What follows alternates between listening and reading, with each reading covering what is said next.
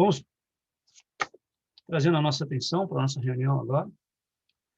Primeiro, agradecermos, né, por estarmos aqui, né, e vamos elevando a nossa consciência, elevando a nossa consciência, né, ao alto, né, numa escala aí de elevação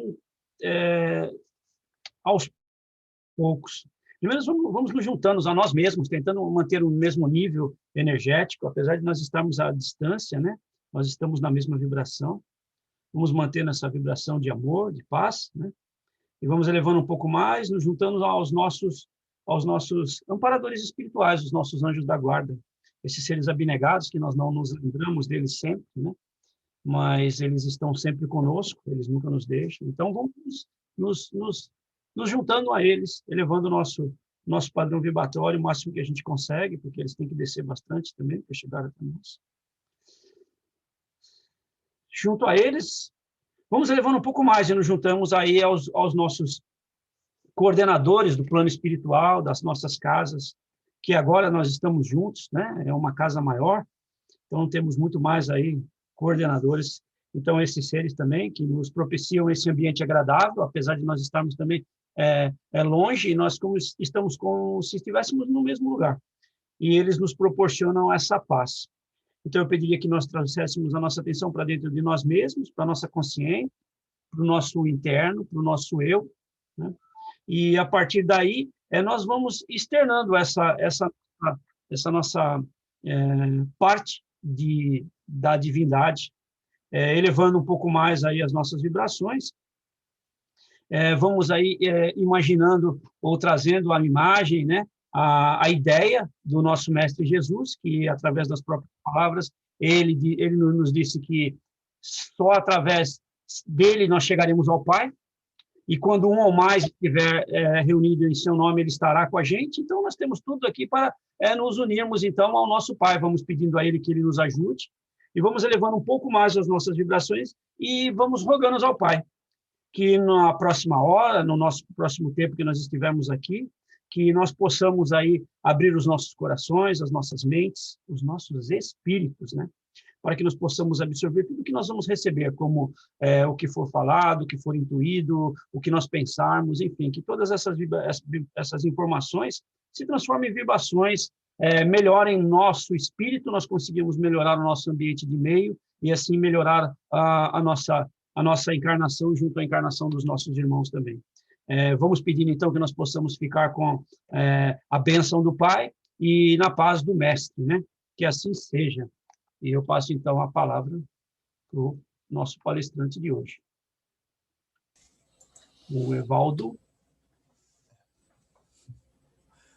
O Babli, o palestrante não pôde vir, teve que ser eu mesmo, tá bom? Eu acho que ele perdeu o voo, deve estar chegando, em algum momento ele vai chegar, a gente vai pedir a Deus, e quando ele chegar, ele assume, né? Com a graça de Deus.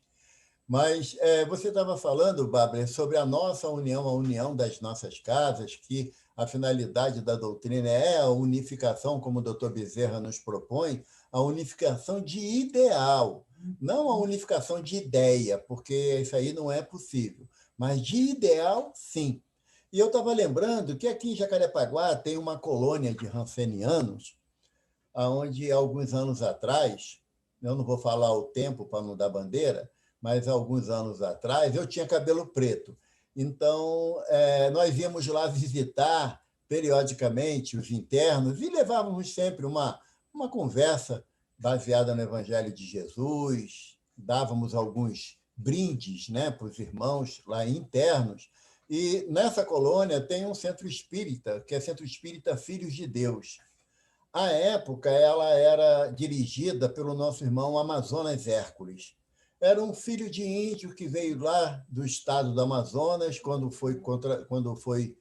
contraiu a hanseníase, e veio para cá trazido pelo pai aos 18 anos, e na matéria não viu mais um familiar dele, porque ninguém veio aqui no Rio para saber como ele estava, se estava ainda encarnado ou não.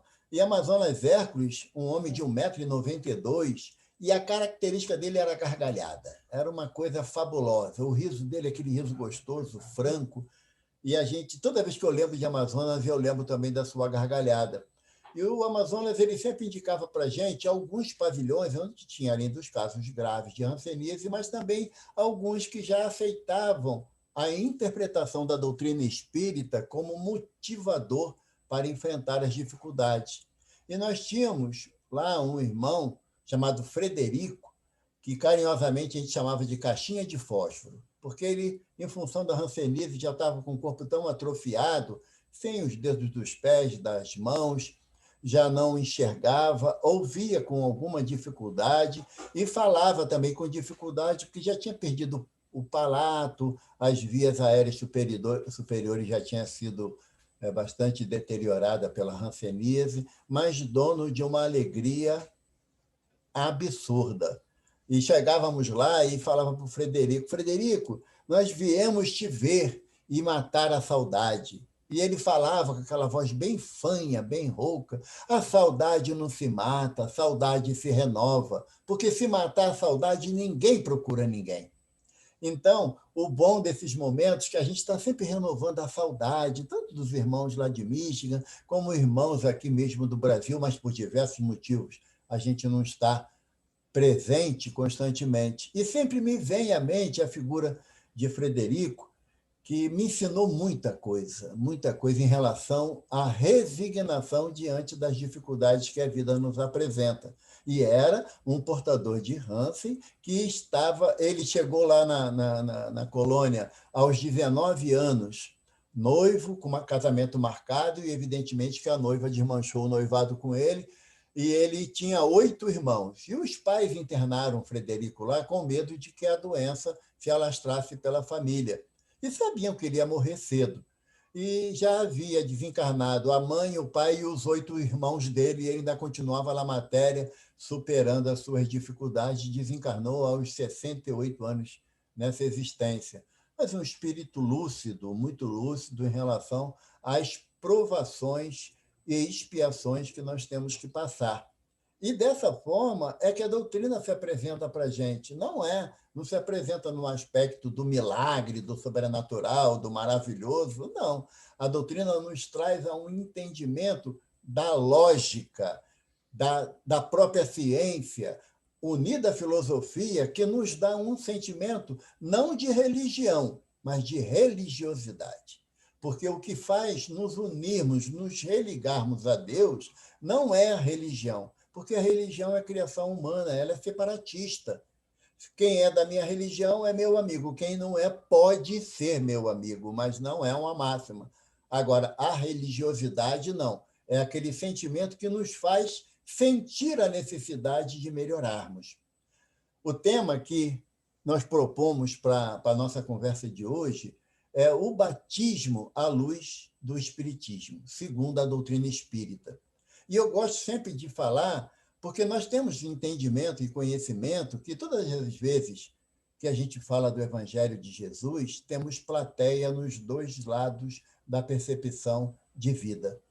Então, nós não somos apenas um grupo de 19, 20 pessoas reunidos para estudarmos. Temos, como nos diz Paulo de Tarso, na carta aos Coríntios, uma nuvem de testemunha que nos acompanha. Então, nós não temos direito, à guisa de estudantes da doutrina espírita, manifestar descontentamento com qualquer outra religião ou qualquer outro entendimento filosófico religioso. Não temos esse direito. Não é pelo fato de sermos espíritas que nos qualificamos num estágio diferenciado, porque não é. Eu acredito, no meu caso em particular, é o oposto. Pela minha intensa necessidade de estudar e aprender o Evangelho de Jesus, eu, nessa existência, fui abraçado pelo entendimento da doutrina espírita. Então, a questão do batismo não tem por finalidade tirar mérito ou dar mérito a esse entendimento que a religião nos orienta, que algumas religiões nos orientam acerca do batismo. O que nós queremos é buscar a essência do entendimento à luz do Evangelho de Jesus. É a nossa visão e o nosso direcionamento. Porque a questão do batismo só é relatada por Mateus, por Marcos e Lucas. E Mateus, que dá um texto mais completo para a gente, que está no capítulo 3, lá no versículo no versículo 10, ele falando, Mateus retratando as palavras de João, o Batista, ele relata assim, no versículo 11, né? Ele relata assim, eu os batizo com água para o arrependimento, mas depois de mim vem alguém mais poderoso do que eu, tanto que não sou digno de levar as suas sandálias. Ele os batizará com o Espírito Santo e com fogo. Ele traz a pá em sua mão e limpará a sua eira, juntando o seu trigo no celeiro, mas queimará a palha com fogo que nunca se apaga. Então Jesus veio da Galiléia ao Jordão para ser batizado por João. Não foi para ser batizado. A ideia de batismo não era uma prática do Cristo, não era uma prática do cristianismo. O batismo era uma prática vinda, cuja origem é lá na Grécia Antiga.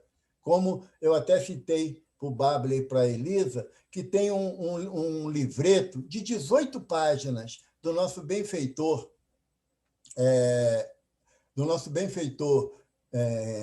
Caibar Schutel, que ele é um corpúsculo de 18 páginas que ele fala sobre o batismo.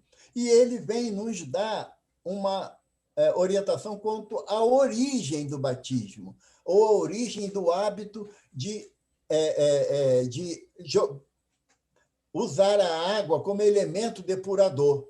E Caibar Schutel nos fala assim, a prática do batismo nos assinala períodos milenares, parecido ter nascido na Grécia Antiga, logo após a constituição de uma seita que cultuava a deusa da torpeza, a quem denominavam Cotito, e a quem os atenienses rendiam seus louvores. Esta seita, constituída de sacerdotes que tinham recebido o nome de baetas, porque se banhavam e purificavam-se com perfumes antes da celebração das cerimônias. Deixou saliente na página das histórias esse ato como símbolo de purificação do espírito. Quando ele fala que é uma deusa que era cultuada como deusa das torpezas, era aonde os homens extravasavam toda a sua animalidade quando iam em busca desse templo da deusa Cotito, e para que eles pudessem lá penetrar, era necessário se banhar para purificarem-se, para depois entrar nas torpezas humanas dentro do templo da deusa Cotito. Essa ideia é a ideia do termo baetas, ou emersores, aqueles que imergem na água os que precisam se purificar. Então, o termo baeta não quer dizer batismo, ou o que é como João era conhecido, né, como Betabara. Betabara era o local aonde se imergiam os homens. Era no Jordão, mas sem nenhuma marca ou destinação de que era só naquele lugar. Era no Jordão porque era o rio que passava ali por Jerusalém, pelaquela região de Jerusalém até Jericó, e desaguava no Mar Morto, né? o Rio Jordão. Então, era um nome de baetas em grego, e em hebraico, baetas quer dizer bastma, ou aí veio a denominação de batismo. Mas é uma simbologia que vem lá atrás da Grécia, não foi instituída por João, que o nome dele era João, filho de Zacarias e de Isabel. O termo batista foi acrescentado depois, já no século II do cristianismo, não naquela época da presença do Cristo na Terra. Então, a atitude de João era de auxiliar o homem na purificação para que ele pudesse entrar em relação com as coisas espirituais. Mas, no relato do próprio João, ele diz que ele batizava com água, mas viria alguém mais importante do que ele, que batizaria pelo fogo e pelo Espírito Santo. Então, o termo batismo está associado a essa ação de João. Aí o evangelista diz que Jesus foi batizado. Para Jesus ser batizado, ele teria que estar impuro. É possível um Cristo impuro? Não. Tanto que Jesus não fala que é a lei ou que é a tradição. Quando João fala para ele, tu vens até a mim para eu te batizar, no entanto, é você que devia me batizar. Aí Jesus fala assim no relato de Mateus, vim para que se cumpra a justiça. Que justiça que Jesus está falando? Qual é a lei que essa justiça determina na questão do batismo? Nós vamos ter que voltar um pouquinho no tempo. Lá no livro de Êxodos, de Moisés, no capítulo 40, no versículo 12 e 13, está escrito assim, entre os judeus, a unção era a cerimônia pelo qual os profetas, os sacerdotes e os reis eram iniciados nos seus ofícios. Eram ungidos os profetas, os reis e os sacerdotes. Ungido. O que é ungir? É derramar óleo sobre a cabeça. Como no caso João não tinha autoridade para ungir o Cristo, ele utilizou a simbologia da água. Mas ele fala, eu vos batizo pela água do arrependimento. Mas Jesus não tinha nada do que se arrepender. É um Cristo, um espírito puro, que não erra mais. Então, a ação que Jesus se revele em cumprir a justiça era de que o profeta é que ungia o sumo sacerdote e o rei, o profeta.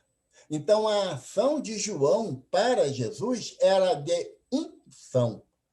Evaldo, mas onde está escrito isso? Está escrito lá atrás, no livro dos reis, quando Samuel, que era o profeta, ele que tinha que ungir Saul. Saul foi o primeiro rei do povo hebreu, o primeiro rei, porque o povo ficava pedindo a Deus um rei. E quando deu o rei, complicou, porque aí o povo parou de ouvir a palavra de Deus, na figura simbólica do Antigo Testamento, da primeira revelação, o homem parou de ouvir a voz de Deus. Por quê? Porque ele pediu alguém que fosse representante de Deus na terra, e o povo entendeu que era o rei. Por isso, o profeta tinha que ungir o rei. Então, o profeta ungiu Samuel, que depois também foi o profeta Natã que ungiu Davi, que era o substituto de Samuel. Então, era a particularidade dos profetas ungir os reis, os sumos sacerdotes e ungir os sacerdotes das diversas linhagens que tinha em Israel. Então, a ação, a justiça que Jesus afirma que é necessário que se cumpra é a justiça de que um profeta, João, iria ungir Jesus, o sumo sacerdote de Deus, que era uma das denominações do Messias. O que nós chamamos a atenção é que houve um interstício muito grande de profetas em Jerusalém. O último profeta da primeira revelação, ou do Antigo Testamento, é Malaquias. De Malaquias até João, foi um período de 500 anos sem profeta. E o povo estava em polvorosa por isso. Por quê? Porque o profeta ele dava um certo direcionamento de cumprimento da lei e de expor as mazelas das autoridades, como João fazia. Não é? Vocês lembram por que João foi preso e morto? Porque ele denunciava a vida de concubina que tinha Herodes com Herodias. Herodias era cunhada de Herodes. O irmão de Herodes, Filipe, estava numa guerra e Herodes se enamorou de Herodias, que era sua cunhada, e teve uma vida de concubinato com ela. Ou seja, Herodias não era a esposa de Herodes. Só que João não se calava desse negócio. Toda vez que passava a caravana de Herodes e Herodias, ele chamava ela de adúltera, ele de adúltero, porque ela não era dele, ela era a mulher do irmão dele, e estava errado aquilo. Então, como, assim, guardando as devidas proporções, a gente não gosta de ouvir verdade, porque quem fala a verdade se torna nosso inimigo, né? E aí Herodes tomou João como seu inimigo, apesar de muito respeitá-lo por profeta. E a única forma que Herodias encontrou para poder se libertar de João Batista foi numa festa de aniversário de Salomé, sua filha, que era uma menina muito bonita, tinha, segundo dizem os historiadores, com 17, 18 anos, e o Herodes pediu para dançar. E a dança, naquele momento, era uma dança muito sensual. E Herodes ficava de olhar, de cobiça, sobre a filha de Herodias. Então, ela disse que não ia dançar. E ele falou assim, pede-me o que quiser, até a metade do meu reino eu te dou, para que eu veja você dançar.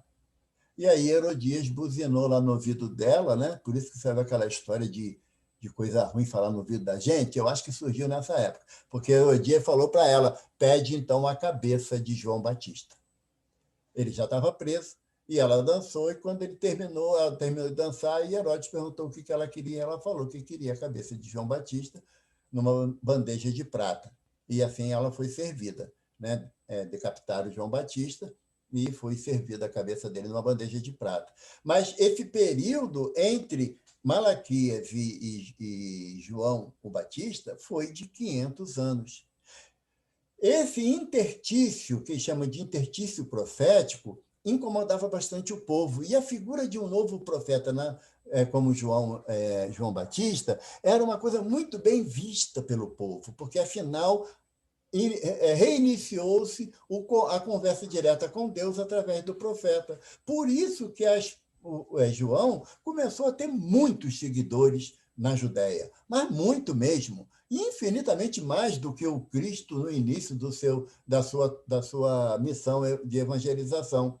Mas isso não preocupava em momento nenhum o Cristo. Mas ele foi a João para que João, sendo o profeta, o ungisse perante Deus como sendo o Messias, o sumo sacerdote, o profeta de Deus, porque tinha um profeta comum, mas Jesus se tornou o profeta de Deus. No linguajar da doutrina espírita, o médium de Deus.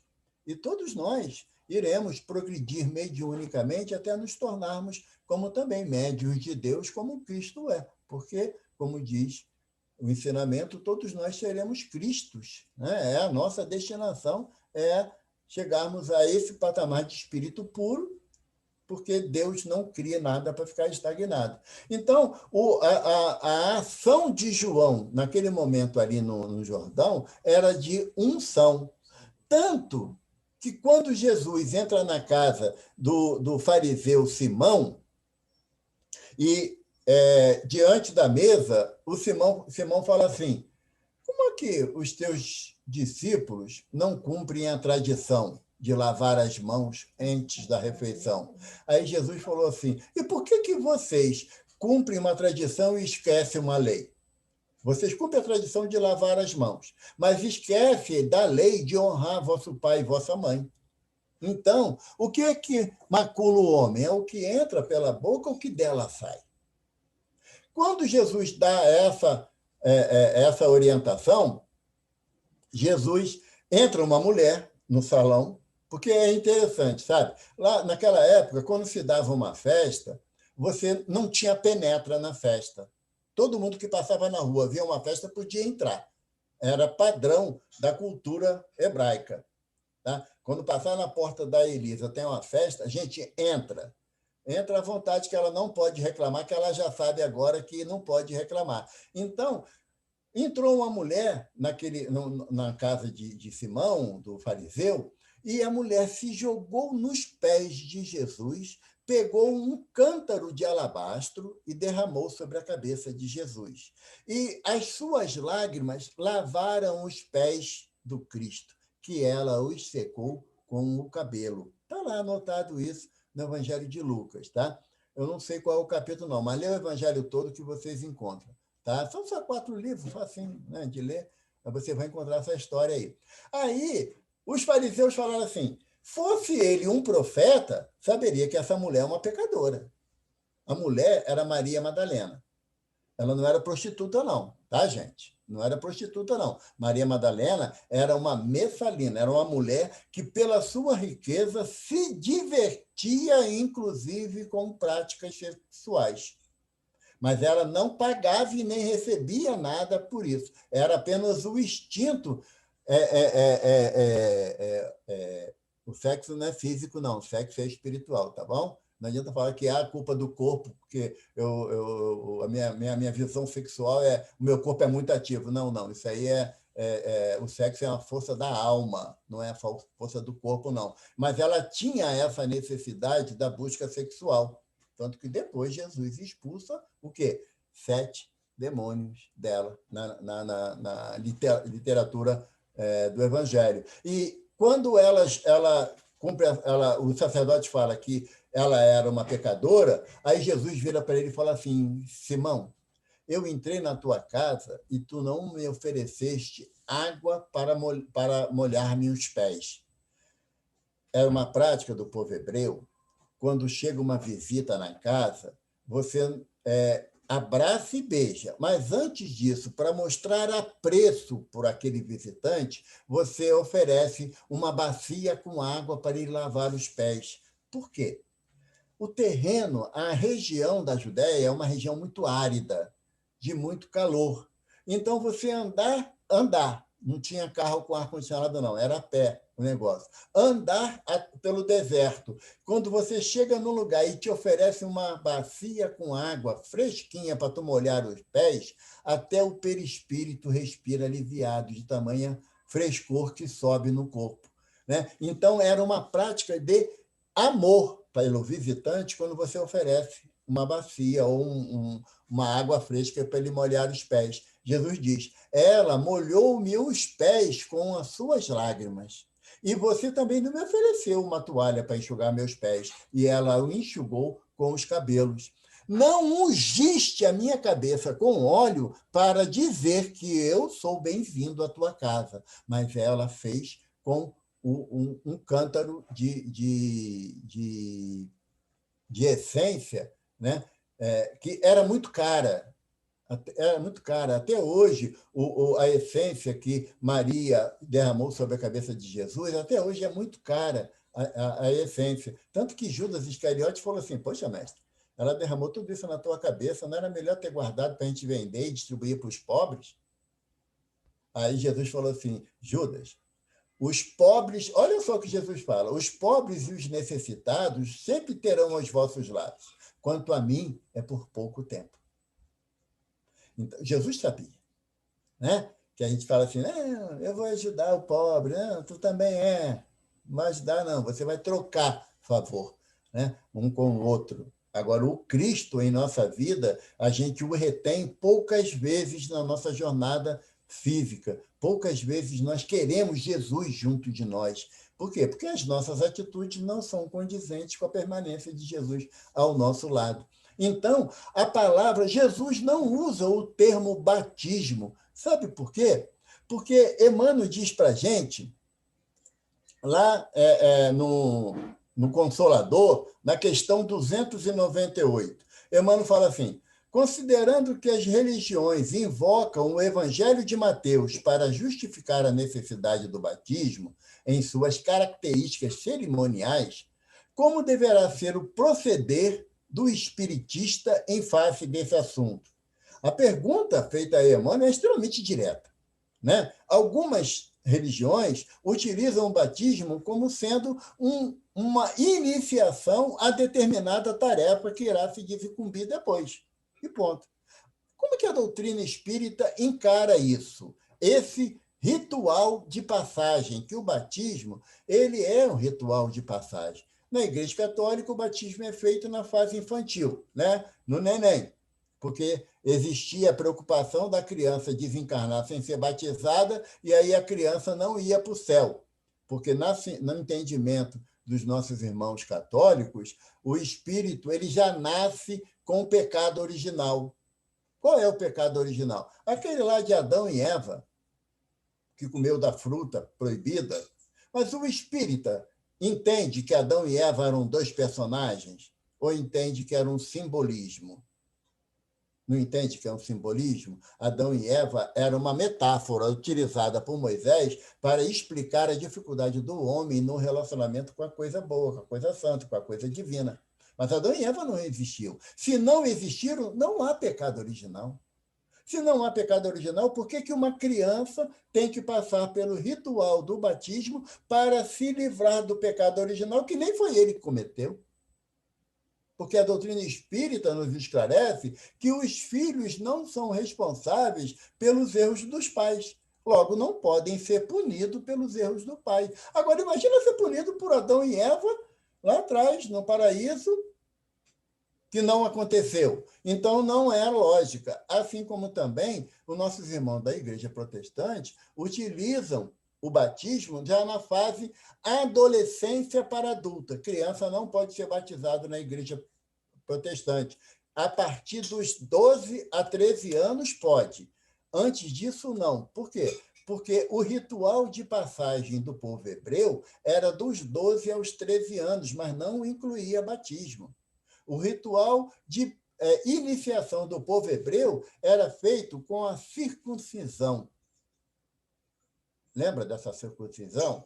Que era cortar a pele do prepúcio do menino. A menina não tinha circuncisão, então ela não era considerada filha de Abraão, só o homem. Eram rituais, eram entendimento dos hebreus daquela época, como dos nossos irmãos católicos e protestantes. Eles fazem, eles entendem assim, e eles continuam nesse entendimento, não há dificuldade nenhuma. Eu fui batizado na Igreja Católica. Minha casa de origem, ela entendia a necessidade do batismo. Minhas filhas foram batizadas. Não tem nenhum erro nisso. Tem a questão do entendimento e da interpretação. O que nós queremos colocar aqui é que se um espírito encarnado não se batizar, ele não vai para o inferno por causa disso. Ele não vai para o sofrimento por causa disso, porque não é condicionante, diante da lei de Deus, a questão do batismo ou qualquer ritual de passagem. Não é determinante. O que a doutrina nos apresenta, como Emmanuel fala aqui na questão 298, eu li a pergunta, e na resposta, Emmanuel coloca assim: o batismo mais importante para o espírito em nova encarnação é o amor e o respeito à família. Porque se ele não consegue, dentro do seu grupo familiar, associar os ensinamentos de Jesus, ele não terá como praticá-lo na sua vida cotidiana. Emmanuel fala que devemos respeitar a interpretação de outros irmãos de entendimento cristão de batismo, ou não cristão. Nossa responsabilidade é respeitar, mas não encontra lastro, não encontra apoio no Evangelho de Jesus. Por quê? Se nós pegarmos os 4 evangelistas, mais Atos dos Apóstolos, mais as cartas de Paulo, de Pedro, de João e de Tiago, se nós pegarmos todo o Novo Testamento, nenhum discípulo de Jesus realizou o batismo como João fez no Jordão. Nenhum. Então, tanto os nossos irmãos católicos quanto os nossos irmãos protestantes, eles associaram essa prática, mas não é de origem cristã. Por que não é origem de cristã? Quem são os cristãos? Aqueles que seguem o Cristo. Não é quem segue o dirigente espírita, o pastor, o padre. Não é. É quem segue o Cristo. E as práticas do Cristo não incluem o batismo. Aí a gente vai recorrer, né, à figura de Paulo de Tarso, que é, para nós, no nosso entendimento, o maior difusor da doutrina espírita, do Evangelho de Jesus. E aí Paulo fala assim para a gente, lá em Atos dos Apóstolos, no capítulo 19, Paulo fala assim: enquanto Apolo estava em Corinto, Lucas relatando, né? Enquanto Paulo estava em Corinto, Paulo, atravessando as regiões altas, chegou a Éfeso. Ali encontrou discípulos e lhe perguntou: vocês receberam o Espírito Santo quando creram? Eles responderam: não, nem sequer ouvimos que existe o Espírito Santo. Então, que batismo vocês receberam? Paulo não fala do batismo pela água, ele fala do batismo pelo Espírito Santo, como João o Batista falou. que o Cristo traria o batismo pelo fogo e pelo Espírito Santo, e não pela água. Então, o que nós queremos colocar é para o espírita, não é para os nossos irmãos de outro entendimento da doutrina cristã. Para o espírita, o batismo não tem força de lei. Ele não tem, não é uma regra que deve ser seguida. Por quê? Porque a nossa regra é aquilo que o Evangelho de Jesus nos apresenta. Dos 4 evangelistas, João não fala do batismo, do ato do batismo de João Batista. Ele não fala. João vai falar para a gente, olha só, desculpa, ainda em Atos dos Apóstolos, olha o que Paulo fala. O batismo de João foi um batismo de arrependimento. Ele dizia ao povo que cresce naquele que viria depois dele, isto é, em Jesus. Ouvindo isso, eles foram batizados no nome do Senhor, em espírito e pelo fogo, e não pela água. Então, a doutrina se baseia nesse entendimento acerca do que Paulo fala em Atos dos Apóstolos, os outros evangelistas falam, e não há notícia de que houve a continuidade do ato de João no cristianismo nascente. A ação do batismo como prática na Igreja Católica aconteceu lá no Concílio de Nicéia, no século IV. A Igreja Católica entendeu que o ato de batismo é o ritual de passagem do paganismo para o cristianismo. Mas não é essa a função estabelecida por João Batista. O batismo pela água é um ato de arrependimento. Mas por que é a água? A água significa a materialidade do ser em relação ao que está na Torá. Tudo que se relaciona à água, ele é do aspecto material, mais terra a terra, mais ligado à vida material. Tanto que Jesus fala isso para Nicodemos. O que é da água é água, e o que é do espírito é espírito. São situações diferentes. Por isso que João fala que Jesus iria nos batizar pelo Espírito Santo. O que é o batismo pelo Espírito Santo? É a prática das boas obras. Das boas obras que o Evangelho nos orienta. O que é o batismo pelo fogo? Num plano de prova e expiação, o batismo pelo fogo são as dificuldades, as provações pelas quais passamos. Quantas das vezes estamos com o nosso coração diante de uma dificuldade que a gente usa o termo até de que o meu coração arde de tanta dor? Porque o fogo tem a finalidade de purificação. Nós entendemos o fogo como algo de eliminação, que leva à morte. Mas, para as tradições das religiões milenares, o fogo sempre teve a visão purificadora.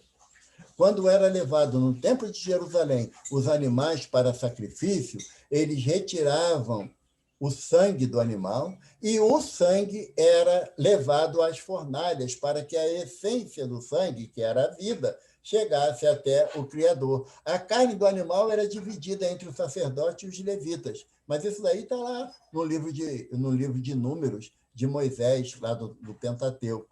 Então, a visão em relação ao batismo, segundo aquilo que o Evangelho nos traz, não é a questão de que nós temos que batizar como uma representação da nossa cristandade.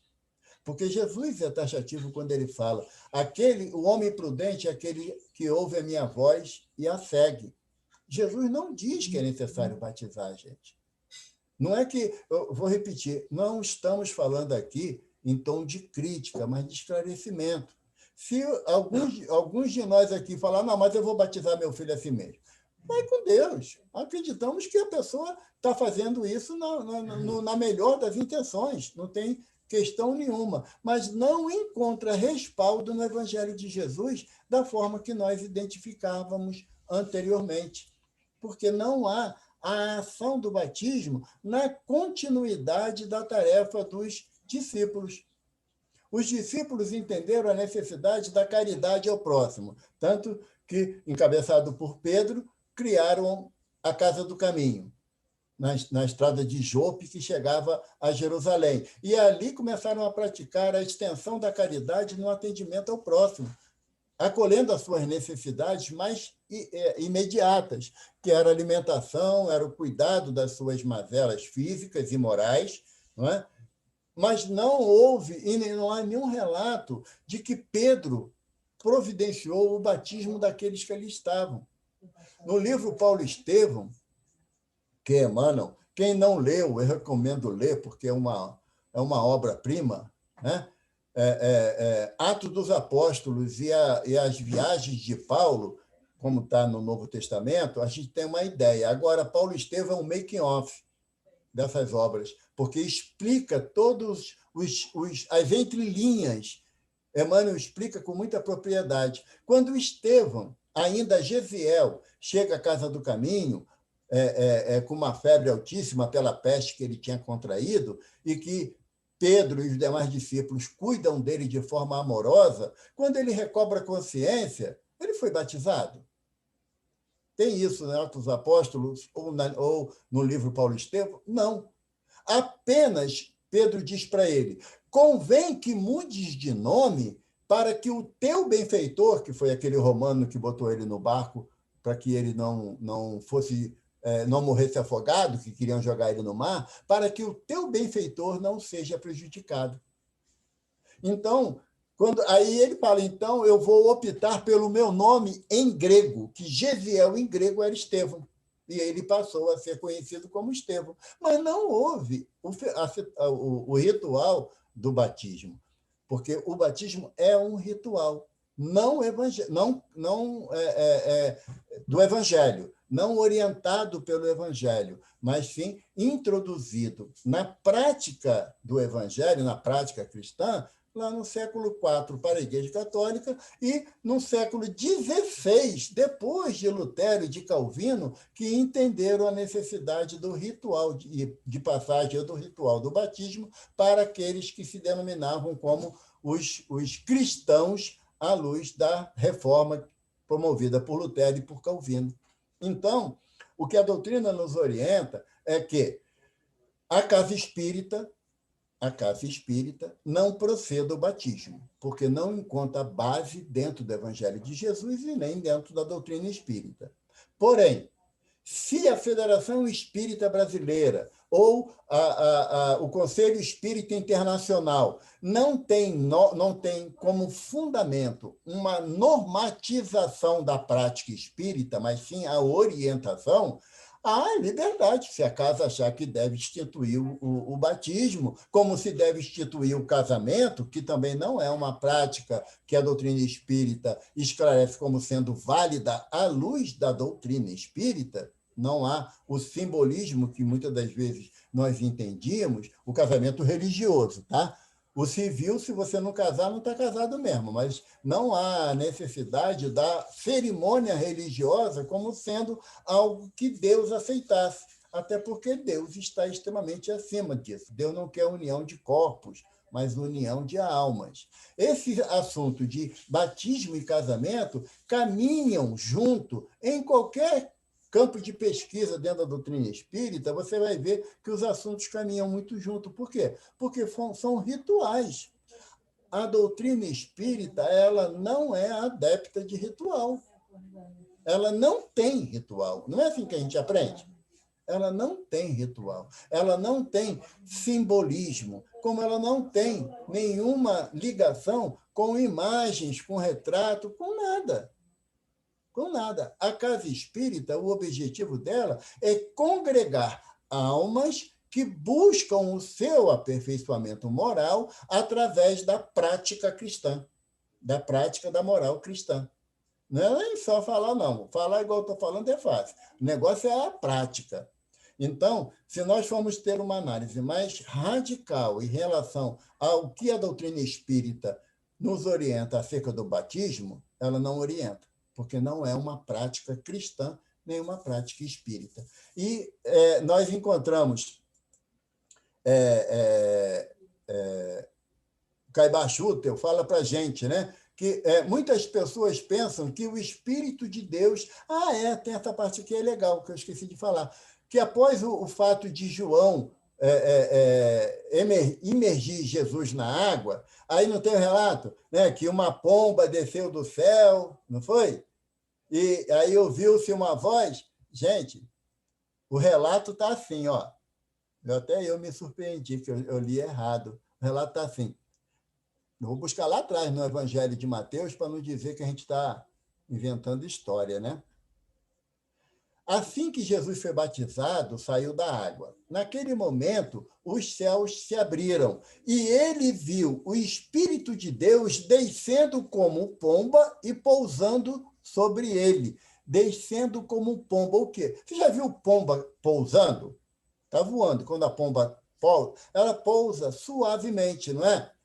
Não é igual ao albatroz, que ele pousa quase vira de cambalhota, né? Ela pousa suavemente. Então, ele, João, médium de efeitos físicos, viu como uma luz descer sobre Jesus como uma pomba e ouviu uma voz: este é meu filho, em quem me comprazo. Não foi uma ação que todos que estavam ali no Jordão viram e ouviram. João que passou por esse fenômeno.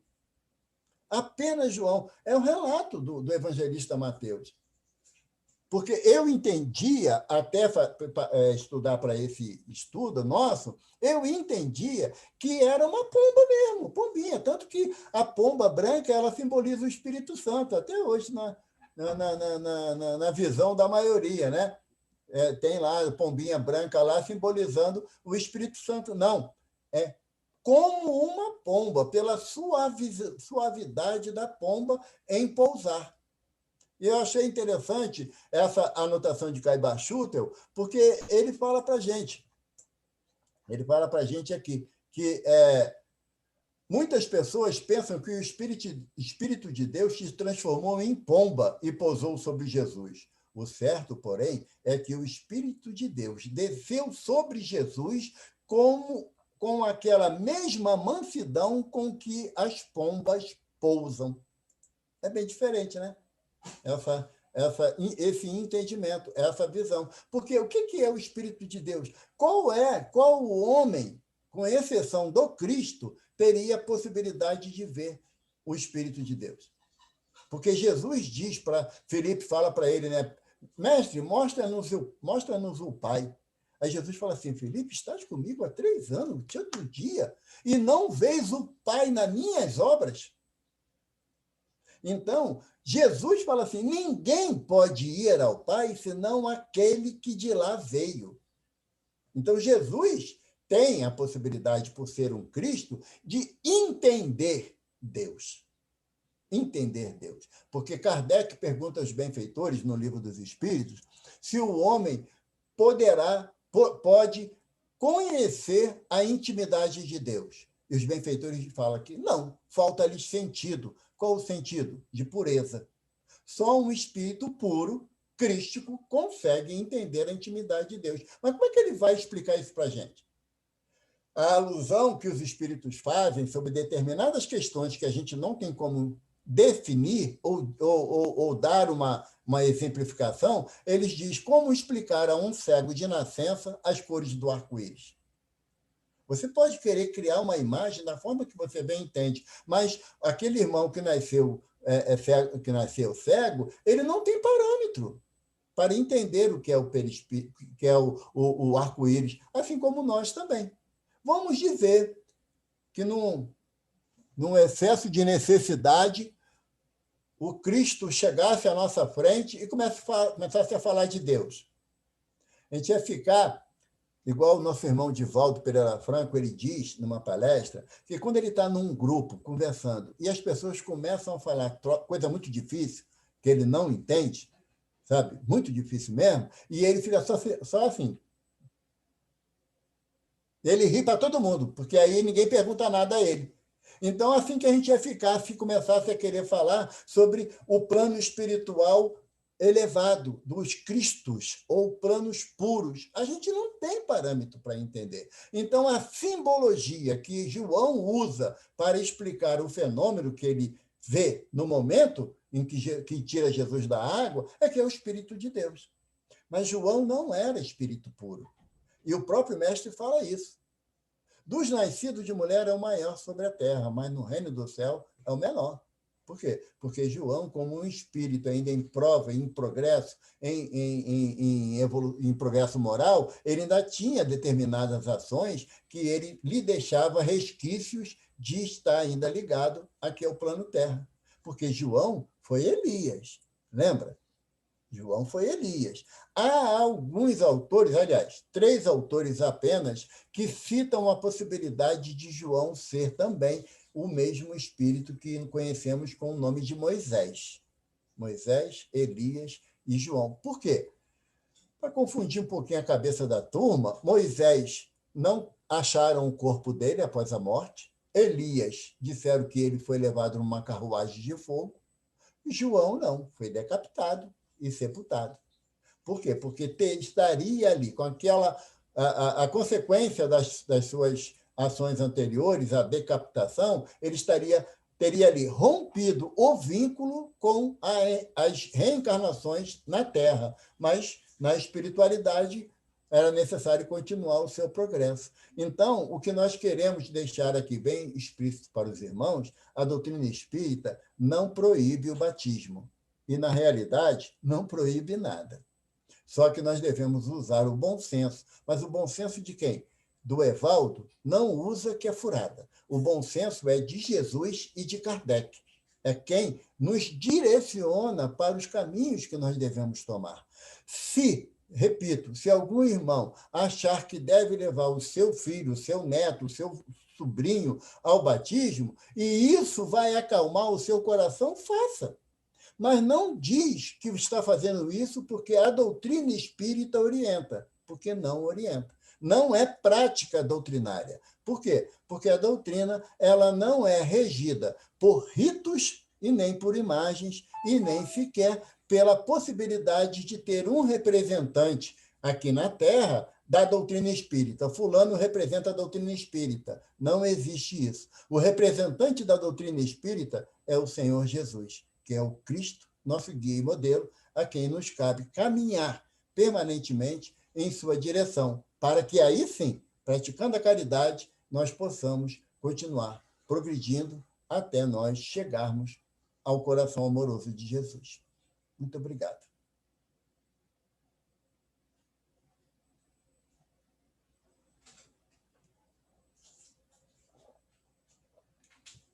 As perguntas a Elisa sabe responder, gente. Pode fazer pergunta à vontade.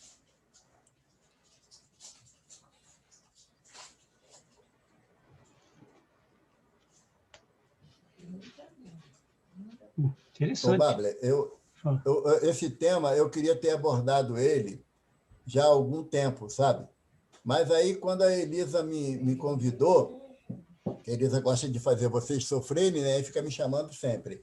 Aí eu falei assim, Elisa, eu vou falar um tema que ele não que seja conflitante, eu gosto de usar temas que nos esclareçam, mas também não é para confrontar ninguém, é apenas trazer um entendimento da doutrina que nós dizemos que seguimos. Né? Evaldo, obrigada pela sua apresentação. Eu fiquei aqui fazendo análises das suas comparações entre simbolismos de outras religiões e o não simbolismo do espiritismo.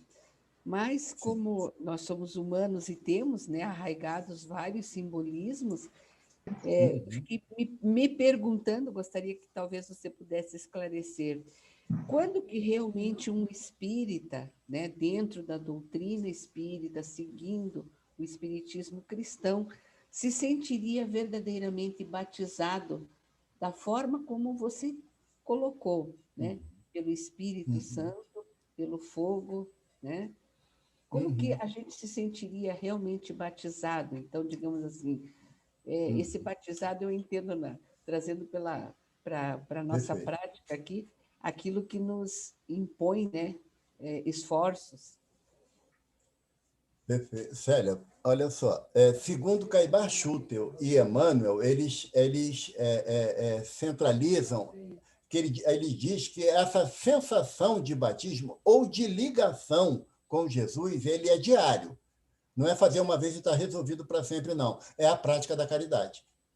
A partir da prática da caridade, então nós nos sentimos assim com aquela alegria, né? Quando a gente faz uma coisa que a gente sabe que é direitinho, né? Está em conformidade com aquilo que o Evangelho propõe, a gente tem aquela alegria íntima, né? Então, Emmanuel diz que essa alegria íntima é o batismo diário que nós precisamos. Não é fazer uma vez e está resolvido pela eternidade afora, ou não fazer está comprometido pela eternidade afora. Então, é um ato diário, por isso que é complicado, porque seria mais fácil, né? A gente fazer um ritual e está resolvido o nosso problema.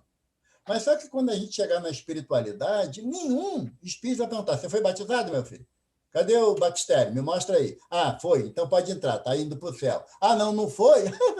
Olha, desce aí, ó, 35º andar, lá embaixo, pode ir. Não há essa situação. Então, o que vai nos levar a esse sentimento de batismo, como diz Emmanuel na 298, é a consciência tranquila. Legal. Você me fez lembrar para uma espírito... amiga. Você me fez lembrar uma amiga, num grupo de estudo, ela já desencarnou, já era uma senhorinha, e ela dizia que ela passou do catolicismo, já numa idade bastante avançada, para o espiritismo, e estudando justamente a questão da caridade, dessa prática diária, né, da conexão diária com o verdadeiro cristianismo. Ela disse: nossa, como era fácil na Igreja Católica. Eu ia aos domingos, me confessava, comungava e estava limpinha, prontinha para pecar a semana inteira. Daí voltava, fazia a limpeza. E o espírita não, o espírita tem que ficar ali todo dia fazendo o que Santo Agostinho mandou, né? É verdade. Eu tenho um amigo que agora também está no plano espiritual, sabe, Célia? Que na casa a gente tinha reunião segunda, quarta e sexta, né?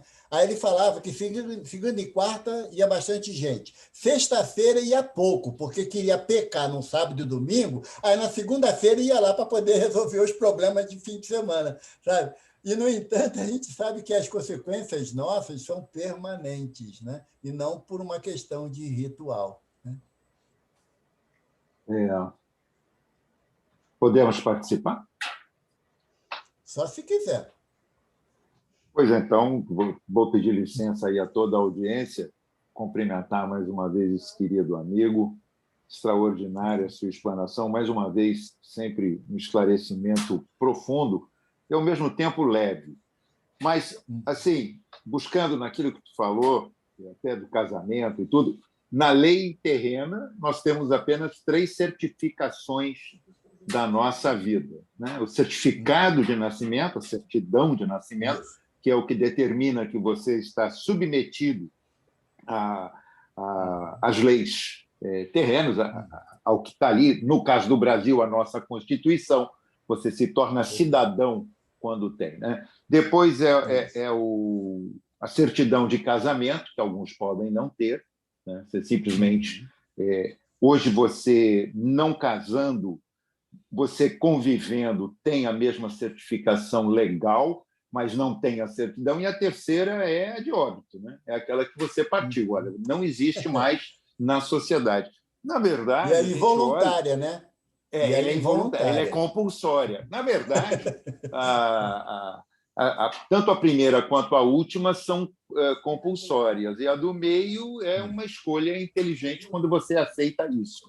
E aí vem a questão, né? Os filhos batizados na igreja, como você falou, o batismo, é um rito de passagem, é um ato litúrgico, né? E que, para muitos de nós ainda, como a Célia agora falou, chegamos tarde, uma senhora chegou tarde na doutrina, né?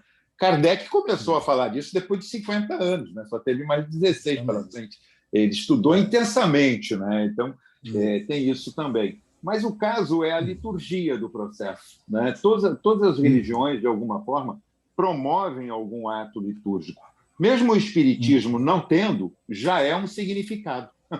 O fato de nós não termos regras estabelecidas, nós temos apenas procedimentos coletivos, né? Existe como nós nos portamos durante uma palestra, como nos portamos durante o estudo, começamos com uma oração e sempre encerramos. Então, isso são atos. Agora, O batismo ele fica muito forte na sociedade, porque a gente tem que olhar exatamente isso. Nós tivemos uma evolução de civilidade, e isso veio mostrando um processo. É claro que foi muito usado politicamente para manuseio, mas mostra um ato de ligação, essa religião, esse religar. Isso. É trazer o seu filho na ligação com o divino, né? Então, mais uma vez, a doutrina espírita, claro, não preconiza, nem vai contra, mas reconhece e admite que, para muitos, que todos nós, é necessário, às vezes, isso, até porque, às vezes, você tem dificuldade na própria sociedade. Não ser batizado cria alguns problemas até em escolas que você vai buscar, em trabalho, em algumas coisas. Então, existe esse conceito ainda. Isso, é verdade. É verdade. Até porque, se nós analisarmos, né, no caso da circuncisão, que foi estabelecido por Moisés, lá atrás, durante o Êxodo. Tá? Durante o Êxodo. Era uma ação extremamente discriminatória, porque a mulher não tinha necessidade de ser circundada. Então, ela também não tinha direito nenhum na sociedade. A Igreja Católica, na fase inicial do ritual de batismo, não batizava a mulher. Sabe por quê? Porque a mulher, depois, criança ou não, ela ia menstruar, e isso era impuro, tornava a mulher impura. Com o passar, lá no século XVII, que começaram a entender que a mulher podia ser, talvez, até gente. Mas ficou a dúvida ainda. Então, como vê que até determinados rituais, eles tinham uma finalidade de exclusão de uma parcela da sociedade, e não de inclusão. Essa visão é que a doutrina espírita nos orienta, que nós devemos evitar. Por quê? Porque a doutrina espírita não faz nenhum tipo de discriminação, de nada. O espírita que assim, usar um termo mais atual, né, que ele é homofóbico, é porque ele não tem um conhecimento que a doutrina oferece. Ele não quer admitir o entendimento que a doutrina oferece. Como também quando você muda de uma casa espírita para outra, por algum motivo de viagem, qualquer motivo, você muda de uma casa espírita para outra. O que você fez numa casa espírita, em termos de estudo, outras casas não aceitam. Não, você estudou isso lá, o estudo sistematizado do Livro dos Espíritos, do Livro do Evangelho, do Livro dos Médiuns, lá na outra casa, não vale, só vale aqui. Por quê?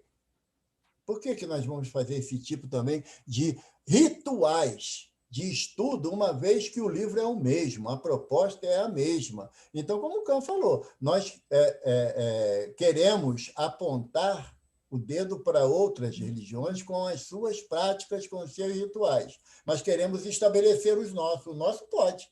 Não pode. Não pode. Nós temos aqui no Rio de Janeiro uma casa, Centro Espírita Leão Denis, que é num bairro de Bento Ribeiro aqui, que foi fundada e orientada por Altivo Panfiro. Para quem teve a oportunidade de conhecê-lo na matéria, realmente é um irmão diferenciado em termos de doutrina cristã. E quando trazia uma ideia, uma novidade para ele de entendimento sobre determinado assunto, ele falava assim: está no Evangelho? Não, seu Altivo, não, peraí, eu vou explicar ao senhor. Não, meu filho, eu quero saber, está no Evangelho? Não está. Está em Kardec? Não está. Então, depois a gente conversa, agora eu não tenho tempo. Então, a nossa base de entendimento é o que está na codificação, Porque sabe o que Emmanuel falou para Chico? Chico, o fato de você receber N livros, vários livros, centenas de livros, não nos torna espírita. Para sermos espíritas, temos que estudar a codificação. Emmanuel falou isso para Chico. Então, não adianta eu querer substituir o que está na codificação por aquilo que está em outra obra, porque não dá. Não dá. A codificação é uma obra complementar. Ela tem o complemento do plano espiritual e não da cabeça do Evaldo. Então, a gente tem que ter muito cuidado, realmente, pelos rituais e pela simbologia, que, às vezes, nós somos resultado de centenas de milhares de existências. o Haroldo Dutra Dias diz que, para muitos de nós, se passar um elefante, a gente monta e sai andando, porque vai lembrar da existência na Índia, sabe? Se passar aqui um leão correndo, a gente vai de lança em mão, porque já estivemos na África caçando leão. Então, nós somos o resultado de inúmeras existências, só que nessa existência, nós estamos buscando o entendimento à luz da doutrina espírita. Entrando de novo, só um minutinho contigo, nós, os cristãos, né, depois, principalmente de Nicéia, foram buscar muitos dos ritos lá dos hebreus, né? Isso houve essa consequência.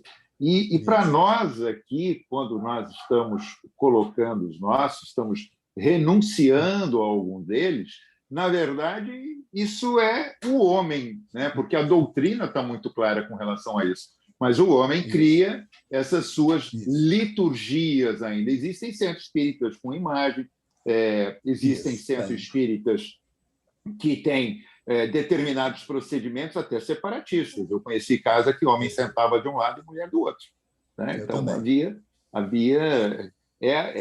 o tempo, né, se modernizando, se adequando e trazendo para cada um de nós. Agora, aquela máxima, né? A gente não esquece que procedimentos ainda são uma parte importante para nós, quando a gente pensa, quando Emmanuel diz: antes de sermos espontâneos, precisamos de disciplina.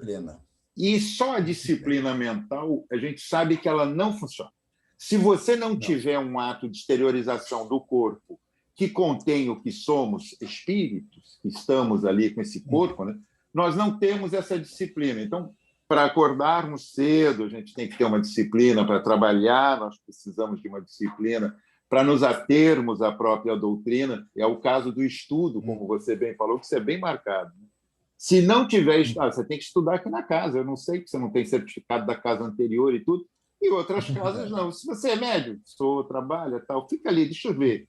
Observa e olha, você vem trabalhar logo. Né? Vem para cá, porque...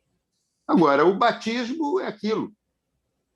Nós chamamos, por exemplo, nós temos vários ritos que passamos, nós temos os nossos batismos de fogo, como realmente é entender as circunstâncias difíceis da vida que se nos apresentam e que nos fazem gerar coisas boas a partir daí. Né?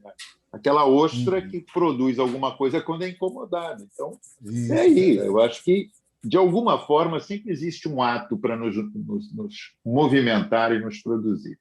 Obrigado pela participação. Perfeito. Obrigado. Eu estou preocupado que o Ivo não está falando nada. Pronto, vou falar.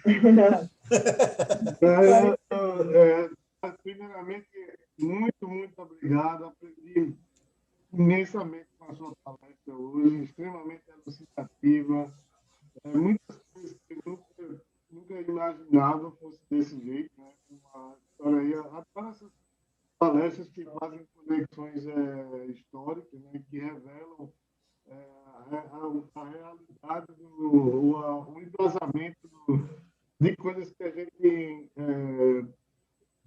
utiliza e tem hoje em dia e acha que não entende por que acontece daquela maneira.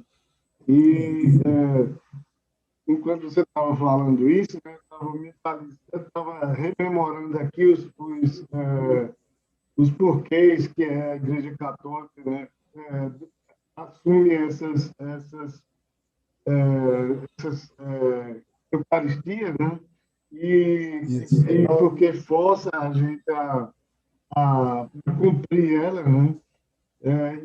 E isso é bacana na minha vida, porque, por exemplo, eu nunca fiz a primeira comunhão nem a crisma, né?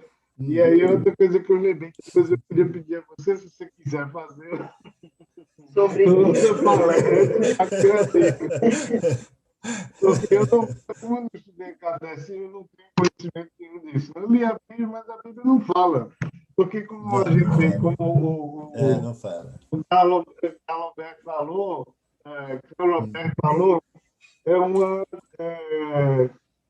são práticas e procedimentos. Né? que várias igrejas têm, mas que o Espiritismo não tem, graças a Deus. Não, isso aí, obrigado, meu irmão. E eu quase que não me casava com essa história maravilhosa aqui, porque eu não disse que eu não tinha feito a primeira comunhão, e disse, pô, você não pode casar, então, se você não quiser aprovar o meu casamento, vai. Casar de qualquer jeito. Isso aí. Então, você faz o seguinte, quando passa uma penitência, você faz isso, a gente tá bom. Isso. É mais fácil, né?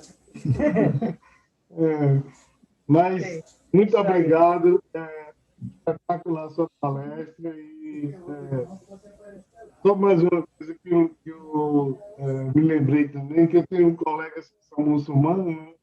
E eles batizam os filhos dele com um sopro. O sopro, ele sopra na face da criança, e o sopro significa o sopro divino de Deus, né? Aquele que Isso. vocês sabiam, que não é uma purificação como a Igreja Católica coloca, ou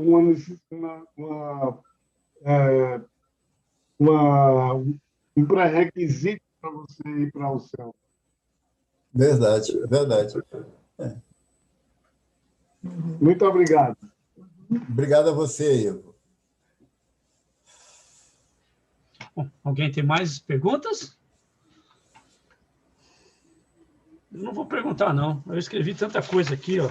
Tem que estudar tudo isso aqui agora que você falou. O dia que eu for em Michigan, eu vou pegar esse caderno teu. Não é folha só, tem um monte aqui, escrevi muita coisa.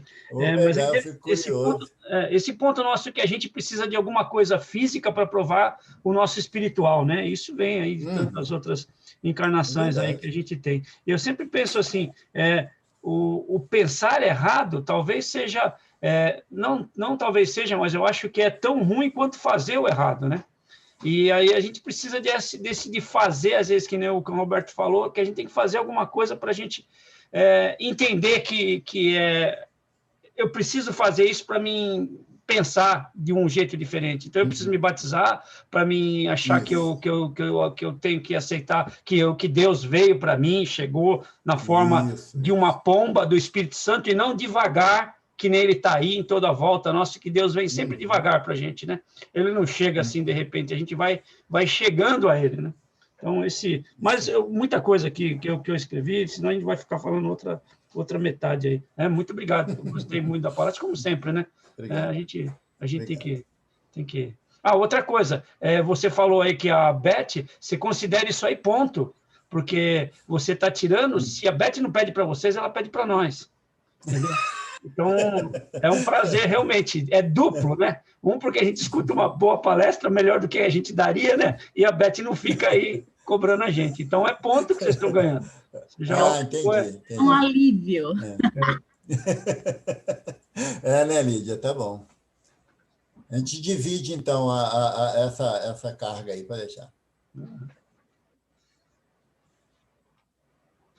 Se não tem mais perguntas, você pode... Deixa eu ver aqui, tem umas...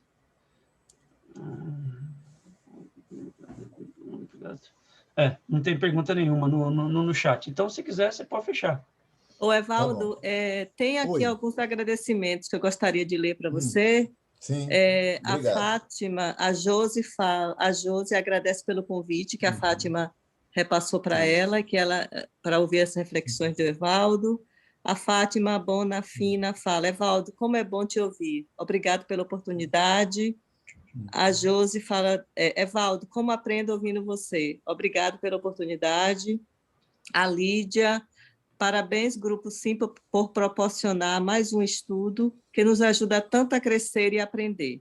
Muito obrigada, Evaldo, por sua colaboração tão valiosa e instrutiva. Já estamos prontos para rever esta gravação.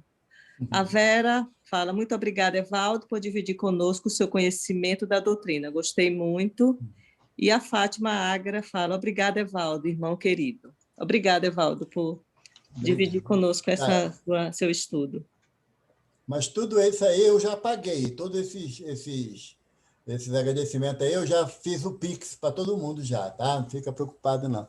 Já cumpriram com o combinado, eu combinei de pessoal botar esses agradecimentos, agora tem a minha parte, né, Bárbara? Que eu tenho que Então, fazer, tinha né, que gente? pôr Olha também, só. eu pensei que o dinheiro ia vir só na boa. Não. Tu tinha que escrever ali. Não escreveu, falar só não adianta. Tem que estar escrito ali. Mas muito obrigado, de coração mesmo para todos mesmo. Muito Né? obrigada, amém. Obrigado, minha amiga. Fica com Deus. Então, vamos para a nossa prece, né? Porque eu costumo dizer que eu tenho muita dificuldade de, mesmo de olho aberto, eu chegar a Jesus. Então, de olho fechado, eu não chego mesmo. E de olho fechado, a minha mente viaja para caramba. Então, eu procuro chegar perto assim, quem sabe, talvez, com muito esforço, como o Babli falou no início, sabe? Do Chico, que é o mentor da minha casa, do irmão João, que é o mentor da casa do Cefac, que a gente tem tanto carinho por essa casa, do nosso mentor Isaac, que é o mentor da minha casa de origem. Então, a gente tenta chegar perto dele, porque, primeiro, eles conhecem a gente melhor, né? Sabe das nossas dificuldades. Jesus conhece a todos por igual, e o amor dele é incomensurável. O meu, que ainda não alcança. Mas a gente conta na nossa prece, sempre com a ajuda desses benfeitores que diuturnamente nos estimulam ao trabalho no bem. Que possamos, reunidos com sentimento de amor ao próximo, sentirmos-nos batizados pelo olhar misericordioso de Jesus na busca incessante da transformação de mim mesmo, para que eu possa, como nos orienta o senhor Allan Kardec, promover a minha transformação moral e me esforçar diuturnamente em domar as minhas más inclinações. Ampara-nos, Mestre, para que o nosso desejo não fique apenas na palavra fácil, mas que também possamos entronizar, Senhor, em nossos corações o desejo de caminhar em Tua direção, mesmo que sabemos que é um caminho que nos leva a abrir mãos de tantos hábitos milenares, mas recorrendo sempre ao olhar misericordioso de Maria de Nazaré, nós pedimos que fortaleça o nosso propósito de trabalho no bem, porque já aprendemos a falar no bem, Mestre, mas ainda não sabemos agir no bem. Mas com teu amor, com a mão amiga de tantos mensageiros da tua doutrina de amor, que nós possamos caminhar irmanados para a frente e para o alto, com as graças de Deus. Graças a Deus.